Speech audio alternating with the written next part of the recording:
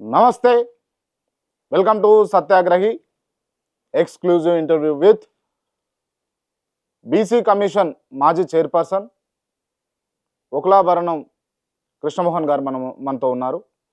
ముందుగా వెల్కమ్ చేద్దాం. నమస్తే. నమస్తే. ఎట్లా ఉన్నారన్న? బాగున్నారా? ఉమ్. ఆరోగ్యం బాగుందా? అంతా బాగున్నారు. ఉమ్.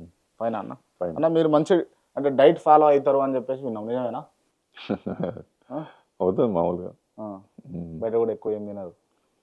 తింటుంటాం కానీ ఇక జాగ్రత్తలు పాటించాలి కదా. అన్న మీరు సక్సెస్ఫుల్గా ఎమర్జ్ అయ్యారా ఒక లీడర్గా అంటే? సక్సెస్ఫుల్ అంటే అనేక కోణాలు ఉంటాయి. ఇప్పుడు జీవితంలో ఈ సమాజంలో సామాజిక వర్గం అనేటువంటిది చాలా బలమైనటువంటి పునాదిగా ఉంటుంది. వీడు ఏ సామాజిక వర్గం అనేటువంటి దాని మీద ఉంటుందా అది? తప్పనిసరి ఉంటుంది. ఉంటుందా? మనం ఎంత ఎత్తుకు ఎదిగినా సామాజిక వర్గం పక్కా ఎఫెక్ట్ చూపిస్తారు. పక్కా చూపిస్తుంది. ఎందుకంటే జనాధిక్యం కలిగిన సామాజిక వర్గమా, జనం లేనోడా, డబ్బు ఉన్నోడా, డబ్బు లేనోడా. ముందు డబ్బు కంటే కూడా కులమే చాలా ప్రధానమైనటువంటి భూమిక వహిస్తుంది.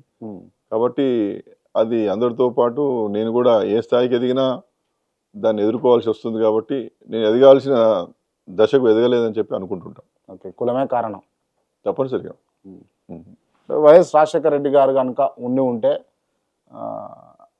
కృష్ణమోహన్ గారు మంత్రి స్థానంలో ఉండేటోళ్ళు. తప్పనిసరి. ఎందుకంటే నేను ఉన్నతమైన స్థితిలో ఉండేవాడిని. ఎందుకంటే రాజశేఖర రెడ్డి గారు మరి ఆయన గుర్తించిన తీరు, ఎప్పుడో నేను యూనివర్సిటీలో ఉన్నప్పుడు పరిచయం ఉంటే ఆ పరిచయం ద్వారా నాకున్నటువంటి ఆ జీల్ను గమనించి వారు ముఖ్యమంత్రి అయిన తర్వాత మొదటిసారి బీసీ కమిషన్లో ఆంధ్రప్రదేశ్ ఉమ్మడి రాష్ట్రంలో బీసీ కమిషన్ సభ్యుడు చేశారు. 9 వరకు ఉన్నాను. తర్వాత వారు నాలో ఉన్నటువంటి ఆ ప్రతిభ అంటారా, జీల్ అంటారా, లేకపోతే ఆ కమిట్మెంట్ అంటారా, ఏదైనా కావచ్చు, మొత్తాన్ని గుర్తించి మా స్వస్థలం కరీంనగర్ జిల్లా హుజురాబాద్లో శాసనసభకు పోటీ చేసే అవకాశం ఇచ్చారు. ఈటల రాజేందర్ గారి మీద చాలా కొద్ది తేడాతో నేను ఓటమి పాలయ్యాను. ఎందుకంటే ముఖ్యమంత్రి గారు మొదటి నుంచి నాకు ఒక మాట, నువ్వు నిలబడాల్సి ఉంటుంది అంటే నేను కొంత వర్క్ చేసుకున్నామని. ఆల్ ఆఫ్ సడన్ అప్పటికప్పుడు వెళ్ళడం ద్వారా కొంత ఇబ్బంది జరిగింది. అయినా నేను నువ్వా నేనా అనే పోటీ ఇవ్వగలిగినాను. సరే, ఆయన మరణం తర్వాత అంత అవకాశం నాకు రాలేదు. మళ్ళీ తెలంగాణ రాష్ట్రం ఏర్పడిన తర్వాత కేసీఆర్ గారు బీసీ కమిషన్ సభ్యుడిని చేశారు. తర్వాత చైర్మన్గా అవకాశం ఇచ్చారు. సభ్యుడిగా, చైర్మన్గా నేను చేయాల్సినటువంటి పనులన్నీ చేసినాం. ప్రభుత్వం దృష్టికి తీసుకుపోయి వాటిని పరిష్కారం చేయాలి, అవి అమలు చేయాలని చెప్పేంత వరకే. కాబట్టి ఆ ప్రయత్నం చిత్తశుద్ధిగా చేయగలిగినాం. నిన్న మొన్నటి వరకు రేవంత్ రెడ్డి వచ్చిన తర్వాత కూడా నేను వారి గవర్నమెంట్ కూడా ఒక 7-8 నెలలు నేను చైర్మన్గా కొనసాగాను. నా పూర్తి టెన్యూర్ పూర్తి చేసుకున్నాను. ఆ సందర్భంలో కూడా ఈ కుల గణనకు సంబంధించి, కుల సర్వేకు సంబంధించినటువంటి అనేకమైన సూచనలు చేశాను. ప్రశ్నావళిని ఎట్లా రూపకల్పన చేయాలి అనే దాని మీద కూడా బాగా కసరత్తు చేసి అనేక మంది నిపుణులతో చర్చలు జరిపి ఆ ప్రశ్నావళిని, ముసాయిదా ప్రశ్నావళిని కూడా ప్రభుత్వానికి పంపించడంలో, తగు సూచనలు చేయడంలో నేను కొంత మేరకు సఫలీకృతం అయ్యానని మాత్రం అనుకుంటాను. ఓకే, మిమ్మల్ని బీసీ కమిషన్ చైర్మన్గా కేసీఆర్ గారు చేయడానికి కారణం ఏంది అసలు? ఏం లేక మెంబర్గా బాగా యాక్టివ్గా పనిచేశాను. అసలు ముందు నన్ను చైర్మనే చేస్తా అని చెప్పి నన్ను రమ్మన్నారు.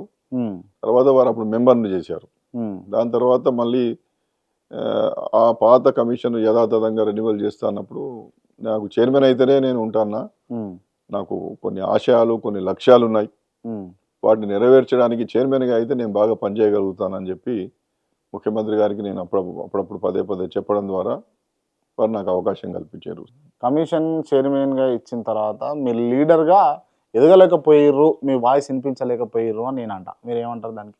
అంటే ఇది క్వాసీ జ్యుడిషియల్ బాడీ, రాజకీయ పరమైన చర్చలు చేయరాదు, ఒక రాజకీయ వేదికలో మాట్లాడరాదు. నేను ఏం చేయాలన్నా కానీ నేను చెప్పాల్సింది కాగితం మీద రాసి ప్రభుత్వానికి పంపించడం మినహా స్వచ్ఛందంగా నేనేం మాట్లాడలేను కదా. ఎక్కడికి పడితే అక్కడికి, ఏ వేదిక పడితే ఆ వేదిక రాలేను. కాబట్టి అనేక వేదికలను మిస్ అయిపోయాను. వాయిస్ ఉన్నటువంటి వాడికి వాయిస్ లేని పదవి అనేటువంటి చర్చ కూడా జరిగింది. కానీ ఇచ్చినటువంటి పదవిని, దానికి న్యాయం చేయడంలో, ఆ పదవికి గౌరవాన్ని ఆపాదించి పెట్టడంలో, ఆ హోదా ద్వారా ఈ వెనుకబడిన వర్గాల్లో అత్యంత వెనుకబడిన వర్గాలు కావచ్చు, సంచార విముక్త జాతులు కావచ్చు, వీరి జీవన ప్రమాణాలు పెంచడానికి కావాల్సినటువంటి సముచితమైన సిఫార్సులు చేయడంలో ఎక్కడ కూడా వెనకడుగు వేయొద్దు, ఇది ఒక సమున్నతమైనటువంటి అవకాశం నాకు లభించింది అని చెప్పి ఆ దిశగా చాలా ప్రయత్నాలు చేశాను. కొంతవరకు చెప్పగలిగాను. ఇప్పుడు మనం పంపించిన ప్రతిపాదన ప్రభుత్వం ఆమోదించవచ్చు, ఆమోదించకపోవచ్చు. కొన్ని ఒక ఫైల్ మూమెంట్లో చాలా ఇబ్బందులు అవుతాయి. ఒక్కొక్క స్టేజ్లో నేను వర్క్ చేయాల్సి వస్తుంది.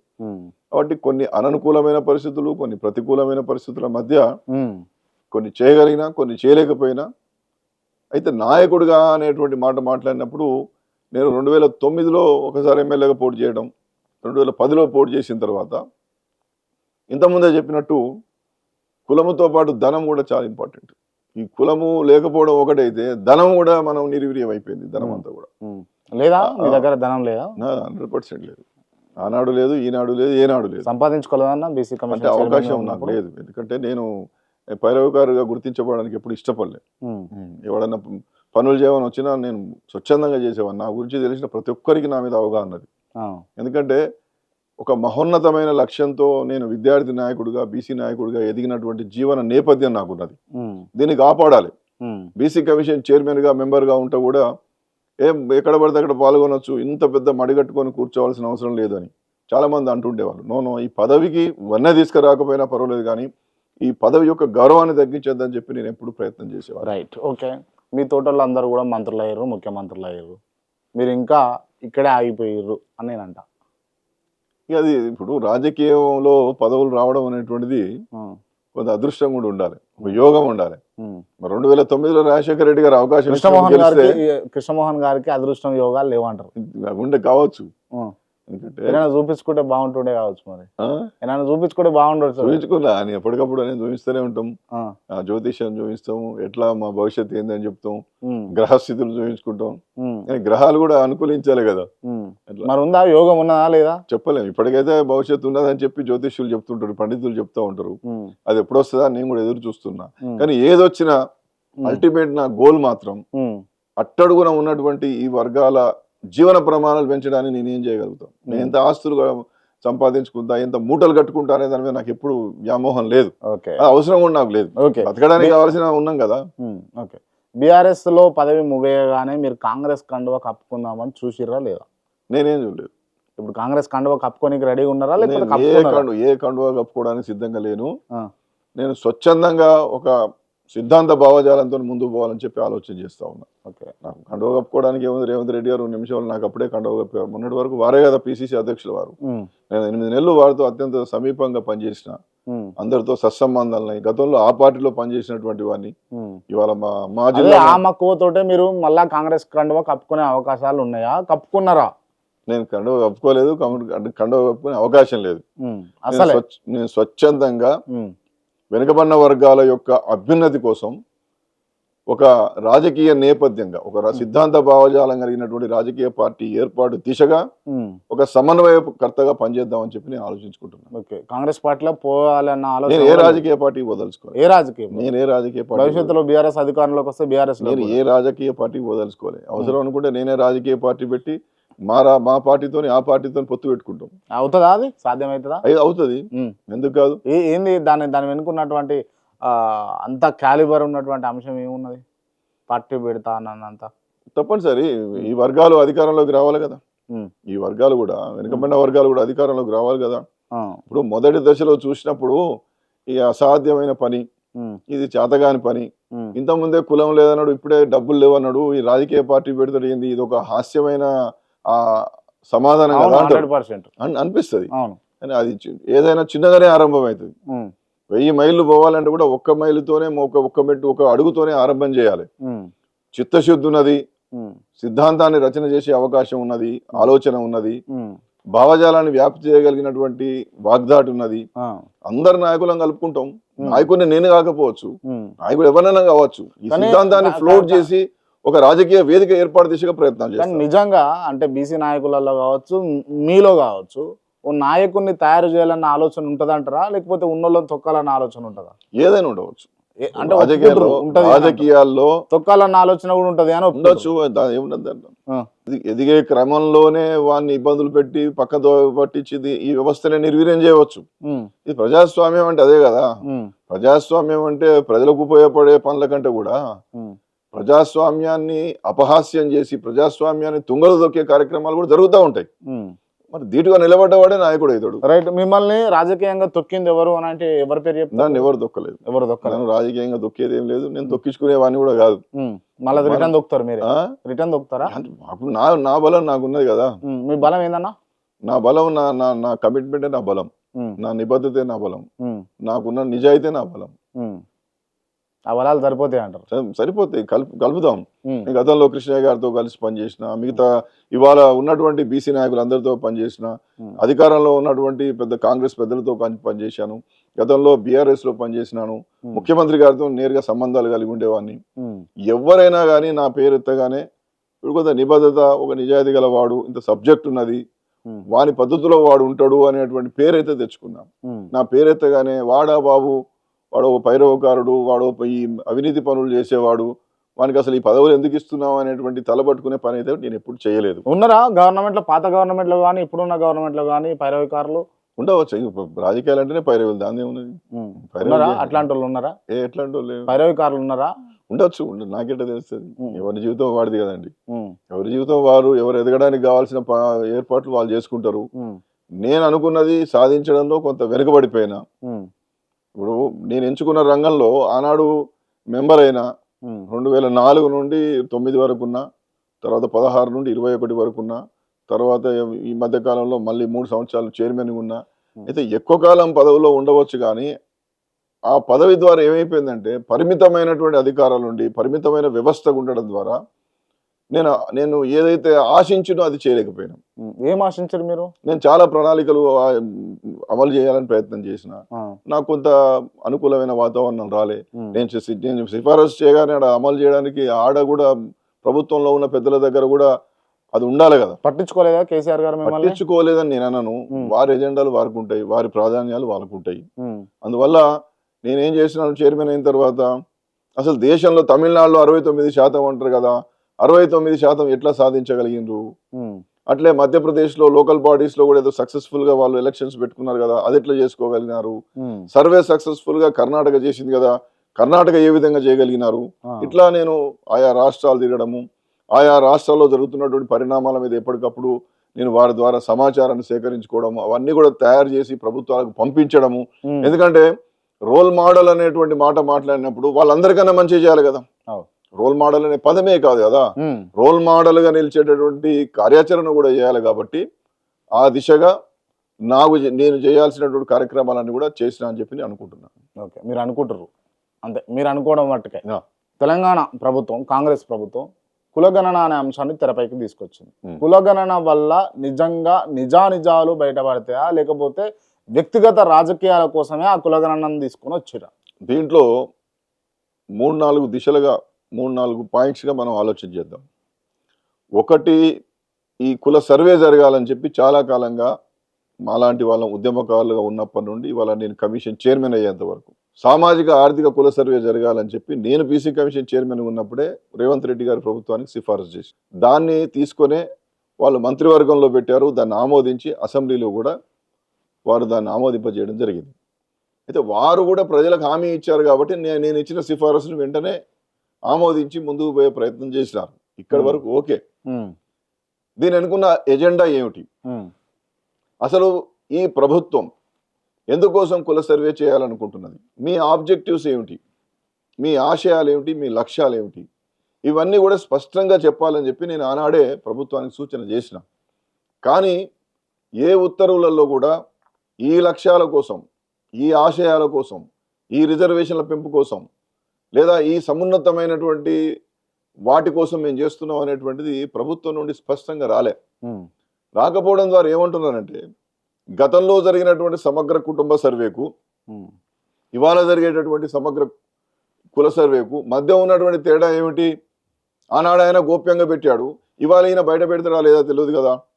ఆనాడు ఆయన క్వశ్చన్లు అడుగుతూనే ఆ ప్రభుత్వం కొత్తగా వచ్చినటువంటి 2014లో ప్రభుత్వం అడిగితే అనేక అవాంతరాలు ఎదురైనాయి. దానికి మించి ఇవాళ 75 ప్రశ్నలతో ఇవాళ ఈయన ముందుకు వస్తా ఉన్నాడు. ఈ 75 ప్రశ్నలలో కుటుంబ వివరాలే కాకుండా, ఆస్తుల వివరాలే కాకుండా అనేకంగా గోప్యంగా ఉండేట్టు అడుగుతా ఉన్నాడు. ఎందుకోసం అడుగుతున్నట్టు? ఏమైనా రాజకీయ ఎజెండా ఉన్నదా అనేటువంటి ప్రశ్నలు కూడా వినబడుతున్నాయి. కాబట్టి వీటికి సమాధానం ఎప్పటికప్పుడు ప్రభుత్వం చెప్పాల్సి ఉండే. ఊరికనే ఆ మంత్రం ఈ మంత్రం వేగంగా అక్కడక్కడ లేదు అట్లేం లేదు అంటే సరిపోదు కదా. ఇది జరుగుతూ ఉన్నప్పుడే మనకు ఎక్స్లో పోస్ట్ అయినటువంటి కొన్ని పోస్టులు చూస్తూ ఉంటే పలానా చోట నింపబడినటువంటి ఫామ్స్ అన్ని కూడా రోడ్డు మీద పడ్డాయని అంటున్నారు. అది రాజకీయ దురుద్దేశంతో ప్రభుత్వాన్ని అప్రతిష్ట పాలు చేయడానికి కూడా కొంతమంది చేసి ఉండవచ్చు. నేను అంత దాన్ని పెద్ద ప్రభుత్వం తప్పిదమో అధికారుల తప్పిదమో నేను అనను. కానీ అది ప్రచారం జరగడం ద్వారా మీరు ఇవాళ నింపక ముందే మా అన్ని బయటపడేస్తాను, రేపు మొత్తం వివరాలు సేకరించిన తర్వాత ఎవరి చేతిలోకి పోతాయో, ఏ హ్యాకర్స్ ఏం చేస్తారో, ఏ సైబర్ నేరగాల చేతిలోకి వెళ్ళిపోతుందో, మా వివరాలని వాని చేతిలో పోతే మమ్మల్ని ఎవడు బ్లాక్మెయిల్ చేస్తాడో, ఇది పక్కన పెడితే మేమేదో ఆరోగ్యశ్రీయో ఏదో కాడేదో తీసుకుని నడిపించుకుంటాను. ఒక రైతుకు 10 ఎకరాలు అనుకోండి, డబ్బులు ఉన్నాయి కదా రైతుల దగ్గర, శ్రీమంతులై ఉండరు. ఆ పండినప్పుడు అది పంట రాత్రి 6 కాలం వాళ్ళు కష్టపడి పనిచేసిన తర్వాత వచ్చిన పైసలు ఇంటికి వచ్చినప్పుడు కదా వానికి ఏదో ఆరోగ్యశ్రీ కాడో ఏదో తీసుకొని నడిపించుకుంటుండే అనుకోండి. 10 ఎకరాలు ఉన్నది, అది ఉన్నది, ఆరోగ్యశ్రీ కట్టండి, వాడేం కావాలి. నేను అడిగేది ఏంటంటే ఇప్పుడు ఈ సామాజికంగా లేకపోతే ఆర్థికంగా ఈ సర్వే వల్ల ఉపయోగం ఏముంటది? కులగణన అని పెట్టుకున్నారు, కులగణన చేస్తే సరిపోయేది కదా. ఈ ఆర్థిక అసమానతల గురించి ఎంక్వైరీ చేయాల్సినటువంటి అవసరం ప్రభుత్వానికి ఏముంటది అని అంటే అది కొంత సమాచార లోపం. వారిలో ప్రామాణిక పద్ధతులు పాటించేటటువంటి వ్యవస్థ లేదు. మరి న్యాయ నిపుణులు ఎందుకు అడ్వైస్ చేయలేదా, తీసుకోలేదా? మేధావి వర్గంతో వీళ్ళు మాట్లాడలేదా? మరి తీసుకొని కూడా నిర్లక్ష్యం చేసిరా? మీకు మంచి చిత్తశుద్ధి ఉందని అంటున్నారు, మీకు ఉందనే భావిద్దాం. 75 ప్రశ్నలు ఎందుకు? మన ముందు మొన్న బీహార్ చేసింది కదా, వాళ్ళు 17 క్వశ్చన్లు పెట్టుకొని పోయారు. అంతకుముందు ఎప్పుడో అంబాశంకర్, సత్యనాథన్ లాంటి కమిషన్లు తమిళనాడులో చేశారు కదా, వాళ్ళు కూడా ర్యాండమ్గా కొంత చేసి 1 లక్ష కుటుంబాలను చేసి దాని ఆధారంగా వాళ్ళు ప్రొజెక్షన్ చేసుకొని 69% రిజర్వేషన్లను ఎస్సీ ఎస్టీ బీసీలకు వచ్చేటట్టు చేసుకొని దాన్ని 9వ షెడ్యూల్లో పెట్టించుకున్నారు. ఆ ప్రామాణిక పద్ధతులు మన దగ్గర ఉన్నాయి కదా. ఆ విధంగానే కర్ణాటకలో కాంతరాజా కమిషన్ చేసినటువంటి ప్రామాణిక పద్ధతులు ఉన్నాయి కదా. అన్నిటికన్నా మించి లేటెస్ట్ గా మనకు బీహార్లో అనేక సమస్యలు, సర్వే చేస్తున్నప్పుడు కేసులు, సర్వే చేయొద్దని కేసులు, రిజర్వేషన్ పెంచొద్దని కేసులు ప్రతిరోజు ఆడుకున్నారు. ఆయన ఎంత పారదర్శకంగా నితీష్ కుమార్ గారు పనిచేసినారంటే అఖిలపక్ష సమావేశాలు 10 సార్లు పెట్టిండు, అఖిలపక్షాన్ని తీసుకుపోయి ప్రధానమంత్రి గారిని కల్పించిండు, ప్రతిరోజు జరుగుతున్నది అన్ని అఖిలపక్షాలకు లేఖలు రాసిండు, ఎవరేం మాట్లాడినా ప్రతిరోజు మాట్లాడిండు, వీడియో కాన్ఫరెన్స్లు పెట్టిండు. చీఫ్ సెక్రటరీ గారు వీడియో కాన్ఫరెన్స్లు, ఆయన వీడియో కాన్ఫరెన్స్లు, ఈమె చీఫ్ సెక్రటరీ గారు 100 సార్లు, ఆయన 100 సార్లు. ఇంత చేస్తే కూడా అక్కడ రిజర్వేషన్లు పెంచి ఒక చట్టాన్ని అమల్లోకి తీసుకొస్తే ప్రమాణాలు పాటించలేదని చెప్పి 50% రిజర్వేషన్లు దాటడానికి కావాల్సినటువంటి డాటా అనాలిసిస్ దాంట్లో లేదని చెప్పి ఆ చట్టాన్ని కొట్టేసారు. మీరు అది గమనించరా? మీకు చిత్తశుద్ధి ఉన్నట్టయితే అరే బీహార్లో ఇంత గందరగోళం జరిగింది, మరి రాహుల్ గాంధీ గారేమో ఇంత గొప్పగా చెప్తున్నాడు, దేశానికి రోల్ మోడల్ అంటున్నాడు, ఇక్కడ నుంచే ఆరంభమవుతుందని చెప్తున్నాడు అన్నప్పుడు మీరు ప్రశ్నావళిని అనేకమైన ప్రామాణిక పద్ధతులను పెట్టుకొని, సుప్రీంకోర్టు జడ్జిమెంట్లను పెట్టుకొని, అమల్లో ఉన్నటువంటి చట్టాలను పెట్టుకొని ప్రజల ముందు పెట్టి ప్రజల నుండి ప్రశ్నలు అడిగి వాళ్ళ అవసరాల మేరకే ప్రశ్నలు పెట్టాల్సి ఉండే.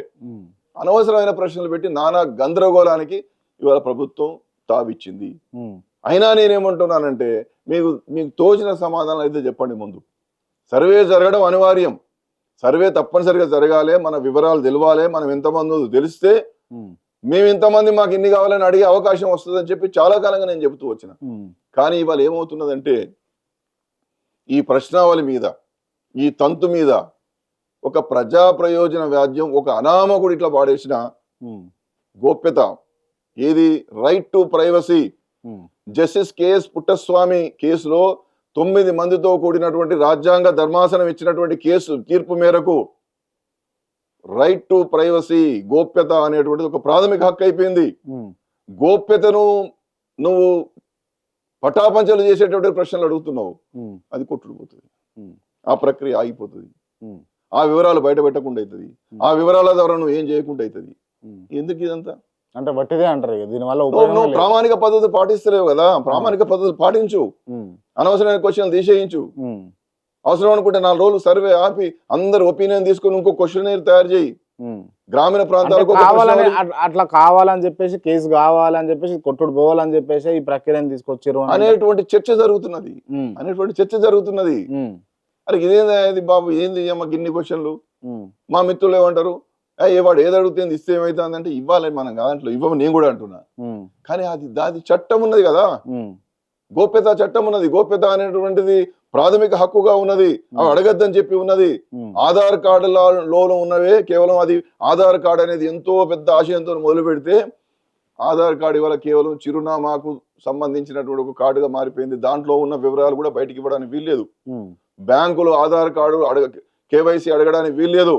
ఉమ్, ఇవాళ వాడు ప్రైవేట్ టెలికాం డిపార్ట్మెంట్స్ లో ఆధార్ కార్డు అడగడానికి వీల్లేదు, గోప్యమైన విషయాలు అడగడానికి వీల్లేదు.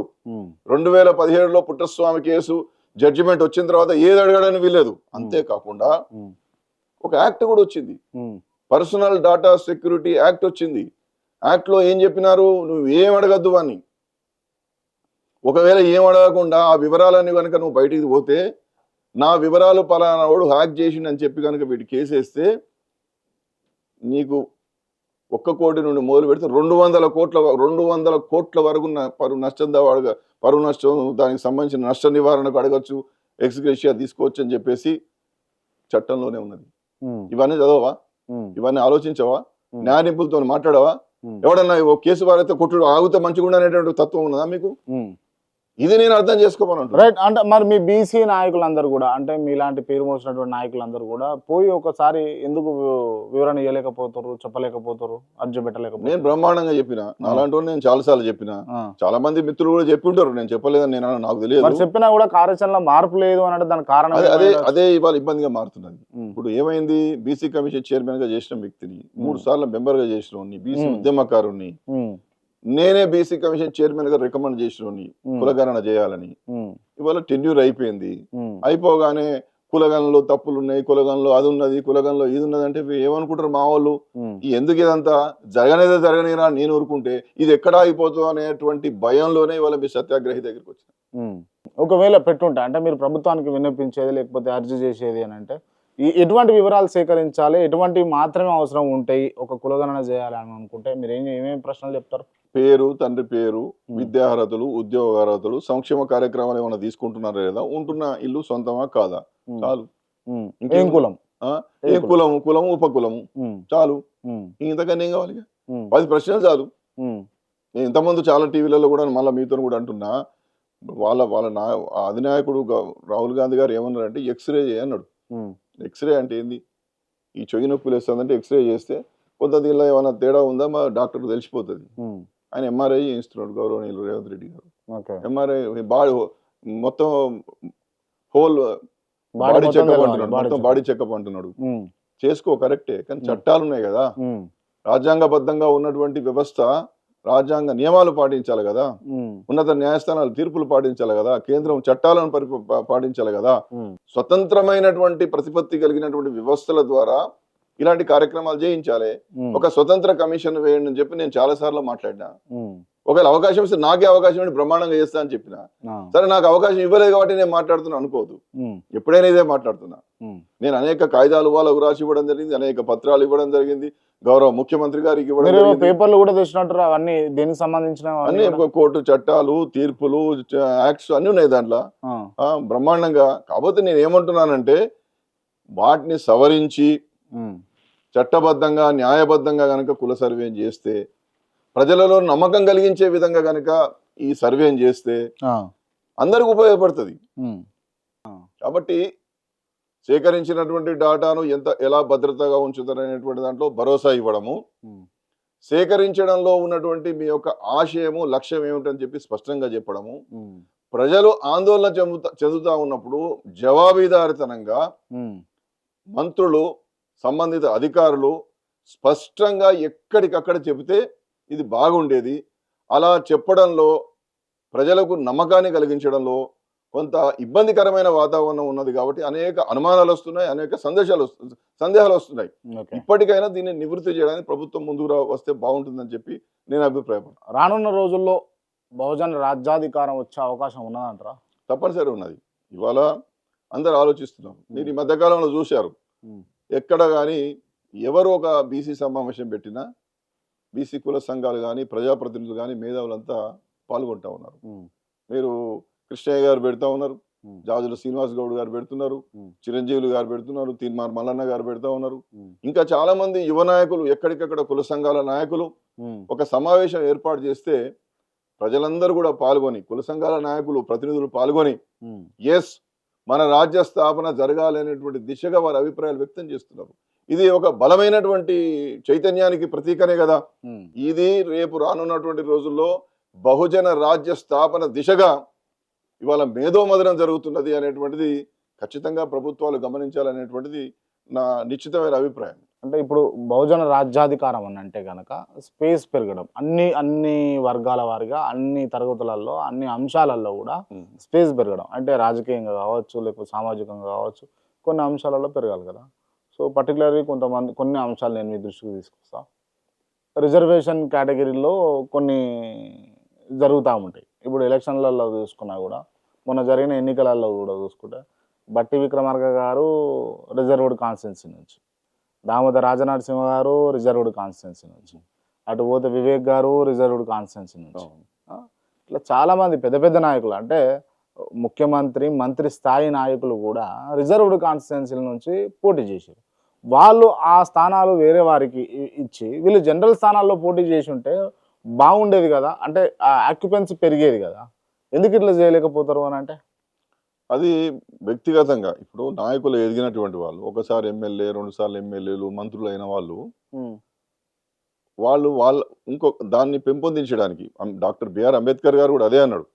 మొదటిసారి రిజర్వేషన్ పొందినటువంటి వాళ్ళ సమావేశం పెట్టినప్పుడు మీరు కొంత మేరకు ఎదిగినరు, ఎదగనటువంటి వాళ్ళని ఎదిగించండి అని చెప్పాడు. నా కాన్సెప్ట్ కూడా రిజర్వేషన్లు పెట్టడానికి నా కాన్సెప్ట్ కూడా అదే. కానీ ఆ కాన్సెప్ట్ ఇవాళ సక్సెస్ఫుల్ గా ఎక్కడ కూడా అమలు జరగడం లేదు.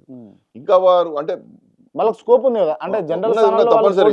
ఫర్ ఎగ్జాంపుల్ ఉదాహరణకు ఆనాడు సర్వే సత్యనారాయణ గారికి మల్కాజిగిరి ఎంపీకి ఇస్తే వారు గెలిచిండ్రు. అట్లా రాజకీయ పార్టీలో కూడా చైతన్యం రావాల్సినటువంటి అవసరం ఉంది. ఎదిగినటువంటి నాయకులు కూడా మేము ఎదిగినాం, మేము జనరల్ స్థానాల్లో నిలబడతాం, ఇంకొక మా వర్గానికి అవకాశం ఇస్తాం అనేటువంటి విశాల దృక్పథం కూడా పెంపొందాల్సినటువంటి అవసరం ఉంది. అది పెంపొందినంత కాలం అది అట్లే ఉంటది. ఇంకా మేము రిజర్వ్డ్ మనుషులమే అని అనుకుంటే మనం ఏం చేయగలుగుతాం? ఇప్పుడు దాదాపు చూసుకుంటే కూడా వేళ్ల మీద లెక్క పెట్టి 19 రిజర్వ్డ్ కాన్స్టిట్యున్సీలు ఉన్నాయి. రిజర్వ్డ్ కాన్స్టిట్యున్సీలో 19 నుంచి 19 మంది కూడా పెద్ద పెద్ద లీడర్లు ఆ కాన్స్టిట్యున్సీలనే పట్టుకొని నిలబడతారు. వీళ్ళు ఇంకొక ఆడికి పోతే ఇంకో 19 మంది లేదన్నా కూడా 40 చిల్లర మందికి స్థానాలు అయితే దొరుకుతాయి కదా అన్నది అంశం. వాస్తవం, మీరు చెప్పేది వాస్తవమే. అది జరగాలి, ఆ చైతన్యం రావాలి. అందుకోసమే ఇవాళ ఏమవుతున్నదంటే ఎంతవరకు ఆ నియోజకవర్గానికి పరిమితమైనటువంటి నాయకులుగానే ఉంటున్నారు వాళ్ళు ఎదిగి మరొకరిని ఎదిగించే కార్యక్రమం జరగడం లేదు. ముఖ్యమంత్రి స్థాయికి ఎదిగినటువంటి వ్యక్తి మరికొంతమంది శాసనసభ్యులను తయారు చేసి వాళ్ళని ఎదిగిస్తున్న క్రమం మనకు సమాజంలో కనపడడం లేదు. అదొక పెద్ద లోపం. అందుకోసమే ముఖ్యంగా ఇవాళ రిజర్వ్డ్ కాన్స్టిట్యుయెన్సీలు దానికి సంబంధించిన విషయం కంటే కూడా 56% ఉన్నటువంటి బీసీలలో కూడా నాయకత్వ లోపం లేదు, కానీ ప్రజాప్రాతినిధ్యం ఏమాత్రం లేకుండా పోతా ఉన్నది. ఇవాళ స్వాతంత్రం వచ్చి 75 సంవత్సరాలు అయితే వేల మీద లెక్కించగలిగేటటువంటి ప్రజాప్రతినిధులు ఇవాళ కనపడతా ఉన్నారు. వాళ్ళైతే జనరల్ స్థానాల నుంచి నిలబడాలి కదా. కాబట్టి ఇది ఆలోచన చేసుకోవాలి. ఎంతకాలం మనం పరిమితంగా ఉందాం, అపరిమితంగా మనం ఎందుకు ఎదగకూడదు, మనమే ఒక రాజకీయ వేదికగా ఎందుకు నిర్మాణం కాకూడదు, ఆర్థికంగా బలపడ్డటువంటి మనం మరికొంతమందిని ఎందుకు రాజకీయంగా తయారు చేయకూడదు అనేటువంటి ఒక విశాల ఆలోచన దృక్పథం ఇవాళ నాయకత్వంలో రావాల్సినటువంటి అవసరం ఉన్నది.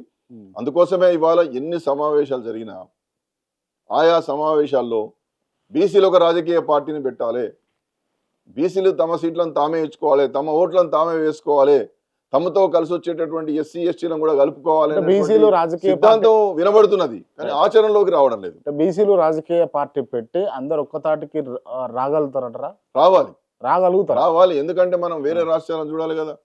వేరే రాష్ట్రాల్లో కూడా ఇవాళ తమిళనాడు చూసినా కనపడుతుంది, మనకు ఉత్తర ఉత్తర భారతదేశంలో చూసినా చాలా స్పష్టంగా మరి కనపడుతుంది కదా. జాతీయ పార్టీలు ఎగనిస్తే అని అంటారా ఒకవేళ అట్లా ఇవాళ కనుక జాతీయ ఎమర్జెన్సీ? పార్టీ కాన్సెప్ట్ తగ్గిపోతున్నది. ఆ, ఇవాళ ప్రాంతీయ పార్టీల కాన్సెప్ట్ పెరిగిపోతున్నది. ఆ, ప్రాంతీయ పార్టీలే బలంగా ఉన్నాయి.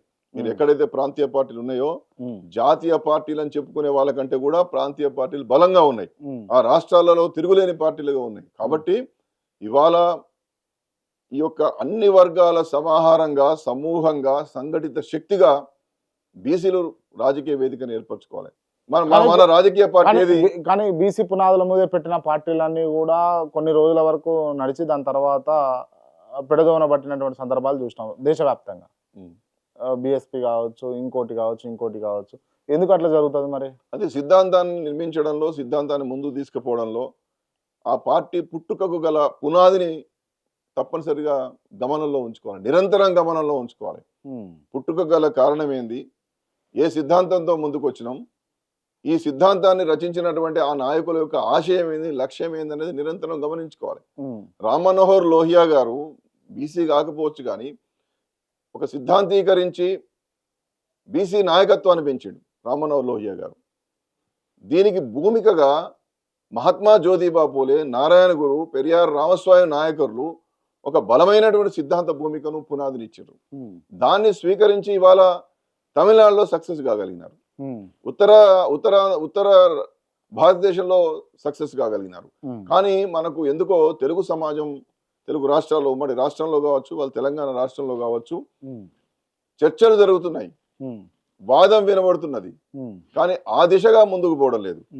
కాబట్టి ఖచ్చితంగా ఇవాళ బీసీలకు ప్రత్యేకమైనటువంటి రాజకీయ పార్టీ ఏర్పాటు దిశగా అందరం ముందుకు రావాలి.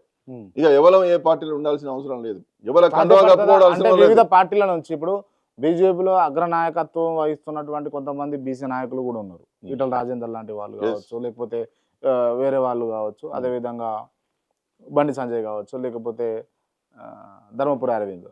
సో ఇటువంటి వాళ్ళు క్యాడర్ ఉన్న వాళ్ళు బీజేపీలో ఉన్నారు. ఇటు చూసుకుంటే కాంగ్రెస్లో చూసుకుంటే నీలమది లాంటి వాళ్ళు కావచ్చు, చాలా మంది కూడా కాంగ్రెస్ పార్టీ బీసీ లీడర్లు ఉన్నారు. బీఆర్ఎస్లో కూడా చాలా మంది ఉన్నారు. వీళ్ళందరూ ఓ పార్టీలోకి వచ్చి ఉండగలుగుతారు? ఒకళ్ళొకళ్ళు తిట్టుకున్న వాళ్ళు కదా అంతా కూడా ఉంటారు. ఎందుకు ఉంటారు? తప్పనిసరిగా ఉంటారు.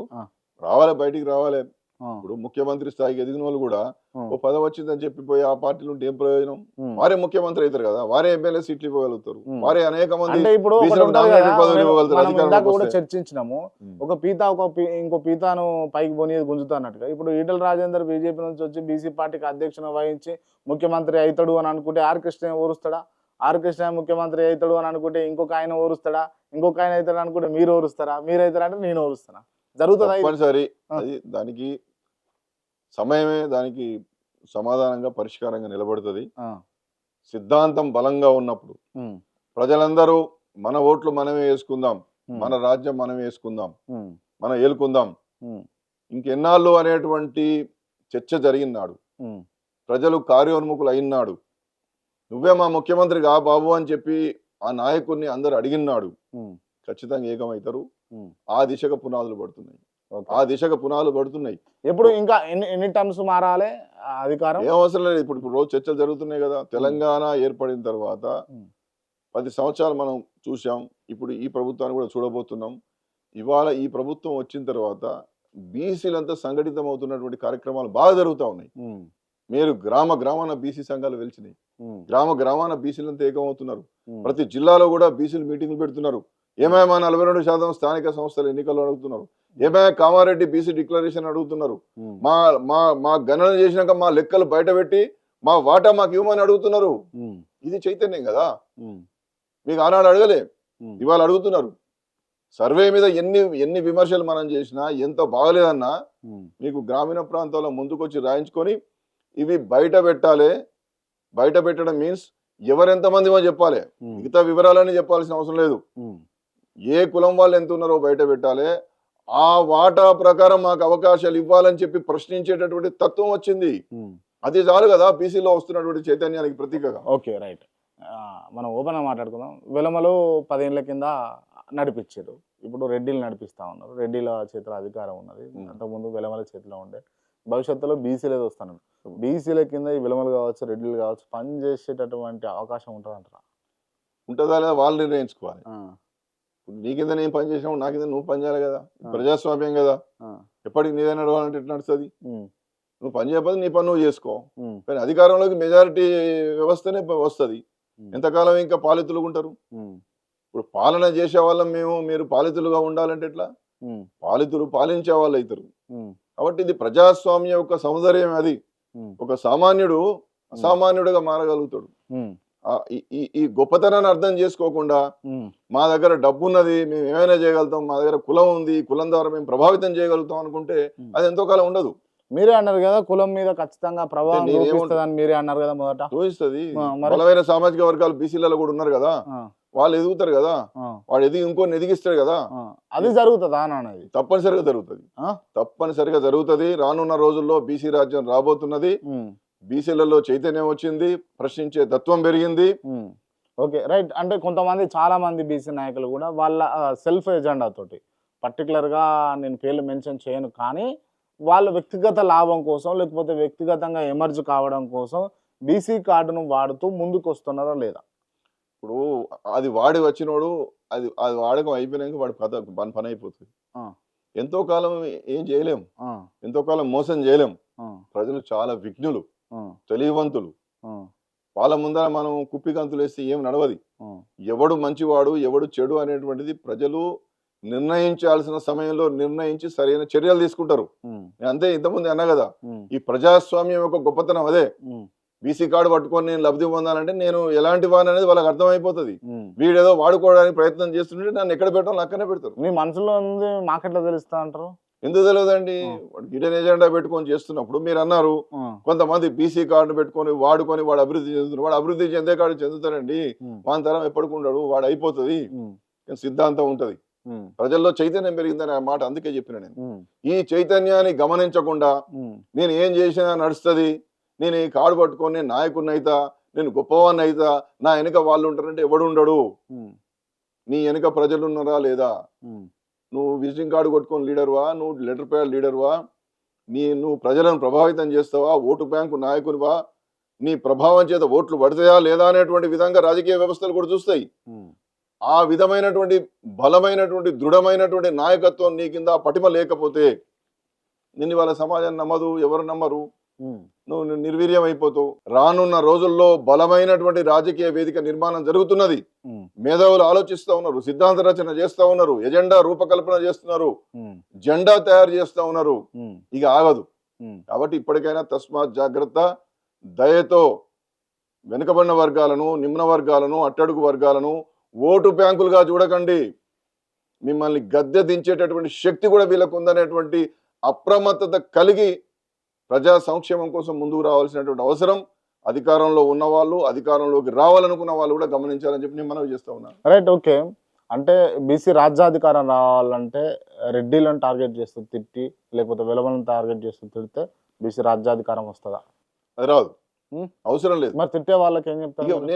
నేను ఏది మాట్లాడదలుచుకోలేదు. ఎవరి ఎజెండా వారికి ఉంటుంది. నేను నాకు హిడెన్ ఎజెండాతో నేను మాట్లాడతలేను. నాకు పదవి రాలేదని చెప్పి నేను మాట్లాడతలేను. నాకు ఎవడైనా పదవి అని చెప్పి నేను మాట్లాడతలేను. నేనేందో నా గురించి తెలిసేటోళ్ళు కొంతమందికి తెలుసు. నేనేమంటున్నానంటే ఒక్కొక్కరు ఒక వైఖరిని అవలంబిస్తున్నారు. ఇతరులను తిట్టి లబ్ధి పొందాలనేటువంటి ఆలోచన అది కొంతకాలమే పనిచేస్తుంది. ఒక సిద్ధాంతాన్ని పెట్టుకొని ముందుకు పోతే అది ఎప్పటికి పనిచేస్తుంది. ఓకే, ఫైనల్గా అంటే బీసీ రాజ్యాధికారం రావాలంటే పర్టికులర్గా వివిధ పార్టీలో ఉన్నటువంటి బీసీ నాయకులు, ప్రజలు ఏం చేయాలి? తప్పనిసరిగా ఇవాళ నాయకులను నేను ఏమంటున్నానంటే ఆలోచన చేయండి. మేము గతంలో రాజకీయ పార్టీ పెట్టాలనుకున్నాం, మాకు ఎవరు సహకరించలేదు, మా ఉన్న డబ్బులు వేయటట్టు ఉన్నాయి కాబట్టి మేము రాజకీయ పార్టీ పెట్టలేదు అనేటోళ్ళు ఉన్నారు. ఆ విధంగానే రాజకీయ పార్టీ పెడితే మన బీసీలు ఏకమవుతారా, మనకు ఓట్లు వేస్తారా, ఎన్నికలు రాగానే ఇచ్చేటటువంటి తాయిలాలకు అటు ఇటు పోతారని చెప్పి వాదించేటటువంటి వాదనలు ఉన్నాయి. ఇవి ఎన్ని రోజులు వాదించుకుందాం, ఇంకా ఎన్ని రోజులు మాట్లాడదాం? చేయుతనివ్వండి, ఆర్థికంగా ఇవ్వండి, మానసికంగా అన్ని ధైర్యాలు ఇవ్వండి. అప్పుడు బీసీ రాజ్యాధికార స్థాపన జరుగుతుంది. దీనికి సంబంధించి అందరూ నాయకులను కూడగట్టడానికి ఒక సమన్వయం చేయాలనేటువంటి ఆలోచనతో నేనున్నా. నేను ఏ జెండా వేసుకోను, ఏ పార్టీలోకి వెళ్ళను, ఏ పదవులు ఆశించను. బీసీ రాజ్యాధికార స్థాపన దిశగా బీసీలు ముఖ్యమంత్రి అయ్యేంత వరకు నేను ఒక ఆలోచన దృక్పథంతో ముందుకు పోతాను అనుకుంటున్నాను. అందుకోసం ఇవాళ సత్యాగ్రహి టీవీ ఈ యొక్క స్పెసిఫిక్గా బీసీ రాజ్యాధికార స్థాపన దిశగా పెట్టినటువంటి ఈ చర్చా కార్యక్రమాలకు రావడం జరిగింది. ప్రజలందరూ కూడా ఆలోచించండి. అందరికీ ప్రజాస్వామ్యంలో ఎవరి వాటా ప్రకారం వారికి అవకాశం రావడం లేదు.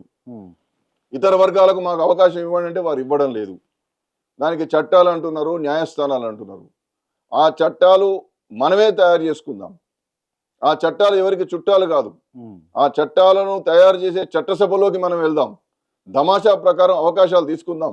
అందుకోసం మరో స్వాతంత్ర సమరంలా రాజకీయ పార్టీని ఏర్పాటు చేసుకొని ముందుకు పోయి బీసీ రాజ్యాధికార స్థాపన దిశగా ప్రయత్నాలు మొదలుపెట్టాలి. ప్రయత్నాలు సఫలీకృతం చేసుకోవాలి. ఆ యొక్క లక్ష్యాన్ని నెరవేర్చుకోవాలని చెప్పి అందుకు నేను సైతం దీంట్లో కృషి చేయడానికి ఒక సమన్వయకర్తగా ఆలోచన చేస్తూ ఉన్నా. దీనికి సంబంధించినటువంటి చాలామంది పెద్దలతో మాట్లాడుతూ ఉన్నాను. సిద్ధాంత రచన చేస్తూ ఉన్నాను. మేధావులతో మాట్లాడుతూ ఉన్నాను. త్వరలో దీనికి సంబంధించినటువంటి ఒక మంచి సమావేశాన్ని కూడా నేను ఏర్పాటు చేసి అందరిని ఆహ్వానించి వారి అభిప్రాయాలు కూడా తీసుకోవాలని చెప్పి ప్రయత్నాలు మొదలు పెడుతున్నాను. ఓకే అండి, thank you so much. Sir చెప్పినటువంటి అంశాలన్నీ కూడా గమనిస్తే కనుక క్లియర్గా ఖచ్చితంగా బీసీ రాజ్యాధికారం అయితే వస్తుంది. అది ఖచ్చితంగా ఓ రాజకీయ పార్టీతోనే సాధ్యమవుతుంది. ఎదిగిన వాళ్ళందరూ వివిధ పార్టీలో ఉన్న వాళ్ళందరూ కూడా ఏకీకృతం కావాలి, రాజకీయ పార్టీగా ఏర్పడాలి, రాజ్యాధికారాన్ని సాధించాలని చెప్పేసి తను చెప్తా ఉన్నారు. సో మరో ఇంటర్వ్యూతో మళ్ళీ కలుద్దాం. Thank you so much.